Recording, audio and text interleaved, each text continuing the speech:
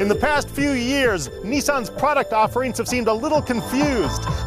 They lack the clear vision that I see from companies like Hyundai or Audi. But it also benefits from Nissan's best technology, a continuously variable transmission. Let's get in the 2014 Nissan Altima and check the tech.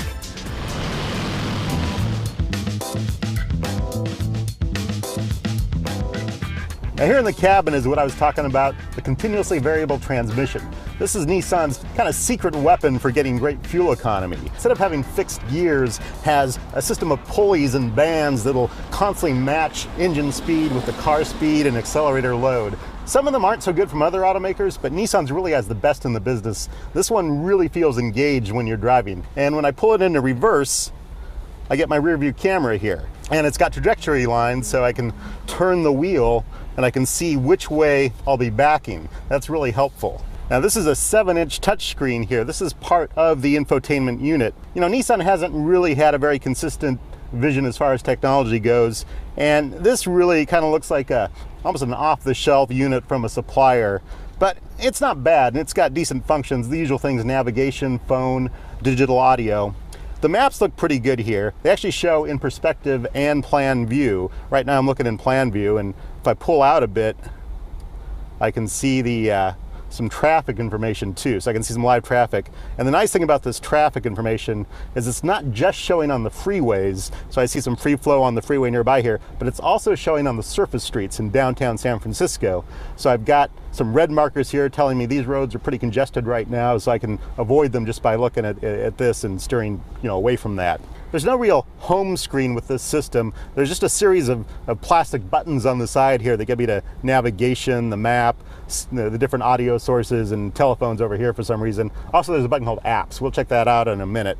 If I hit this navigation button, I get my destination options here. So I've got street address, points of interest, the usual things. One thing I'm not really crazy about this system here is that sometimes you have to hit the button really precisely in the middle. It doesn't really react that well, and it can be frustrating if you're driving along and trying to hit something and it keeps on not quite getting it right. I wish they'd kind of expand the touch area of these buttons.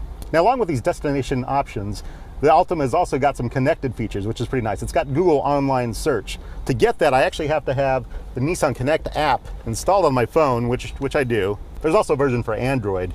With the iPhone, I have to have it cabled up here. With the Android, you can probably do that with just Bluetooth.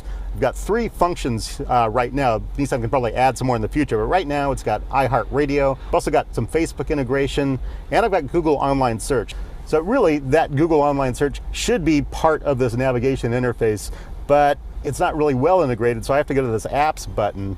I push that, I get some Sirius traffic, Sirius Travel Link, which has fuel prices, movie time, stuff like that. Then I press the My Apps button, and I get another button for online search. Now I can go in there. It's a lot of button presses, by the way. And it takes a little while to come up because it's got to make a connection through your phone to the internet. And now I get these options for just a free-form search, voice search, which we'll try that out right now. CNET, just a keyword, just an easy keyword. Now it's searching, and I actually found it right away. I found it pretty quick, and I can just say start navigation, and here I go.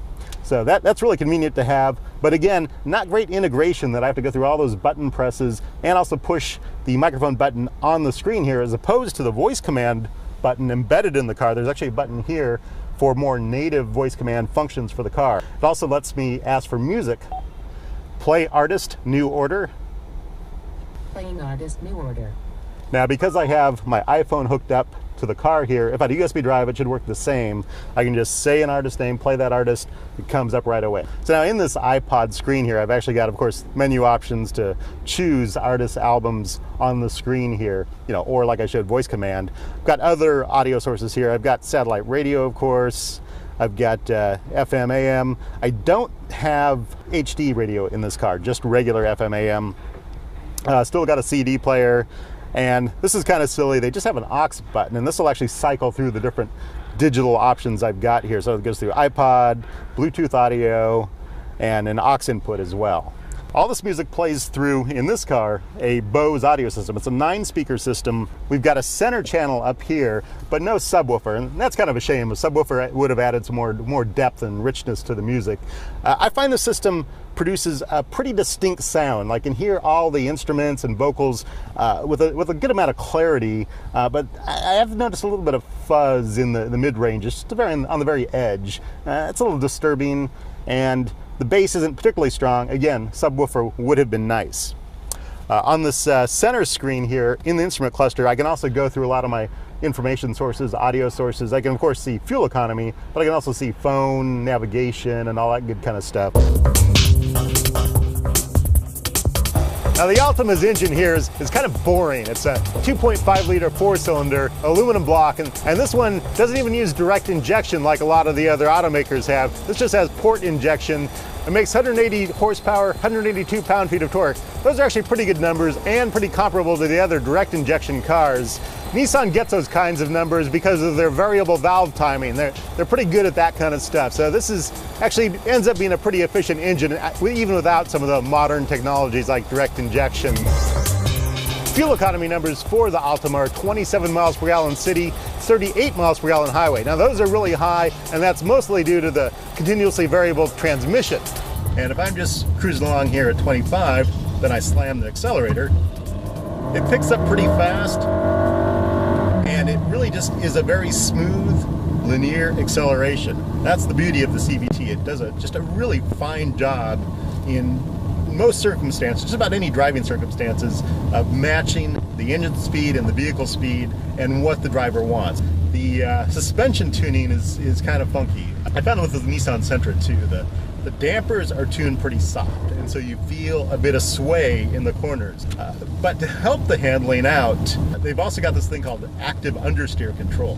This is basically what's called corner braking. It applies a little bit of brakes to the inside front wheel, and that helps the car come around the corner a little sharper. It's a nice feature to have, and it's interesting that they put it in this midsize sedan. I always feel like Nissan's got different engineers kind of working on different things. The suspension guys wanted a softer ride, so they softened those dampers, but then the handling guys put in that corner control, that corner braking to make it a little more of a sporty car. It's a weird mix.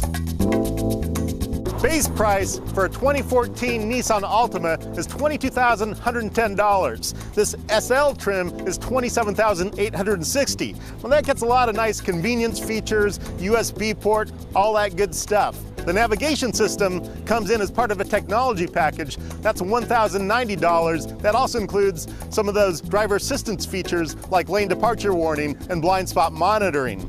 Nissan also forces you to take the moonroof option with the technology package. There's no good reason why they do that, but that puts the total price of this 2014 Nissan Altima with destination up at $30,260. There are a lot of good options in the mid-size sedan segment, and the Nissan Altima doesn't really measure up price by price compared to some of the other ones from Ford or Chevy or even Toyota. It's got some good features here, but it's not all really consistent. And so I really like the offerings from some of the other manufacturers better.